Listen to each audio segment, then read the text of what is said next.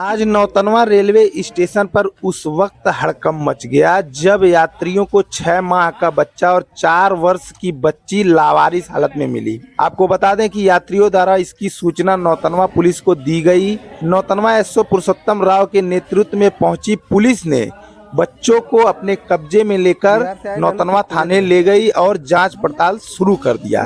हालांकि प्रथम दृष्टया जो यात्री हैं वो बता रहे हैं कि बच्चे जो हैं बिहार के रहने वाले हैं और एक व्यक्ति जो है इन बच्चों को यहाँ पर छोड़कर गया है। हालांकि यह जांच का विषय है, पुलिस जांच करेगी, उसके बाद ही कंफर्म हो पाएगा कि ये बच्चे कहाँ के हैं। तोहर का नाम? खुशी। कहाँ रहे वाला हो? तोहर घर कहाँ हो? सीवान, बिहार में। पापा का नाम हो?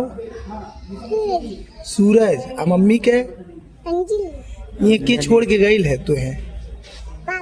पापा छोड़ के गई ना। तोरी सतवा के बात तोहर बहनी है इन छोड़ के? भाई है। कहाँ छोड़ के गई ना है? पता नहीं बा? बता देना कैसे बहनी? सीवान में घर है। कहाँ छोड़ के गई ना बहनी? पता नहीं है। स्कूटी छोड़ के गई ट्रेन से? ट्रेन से कि स्कूटी से?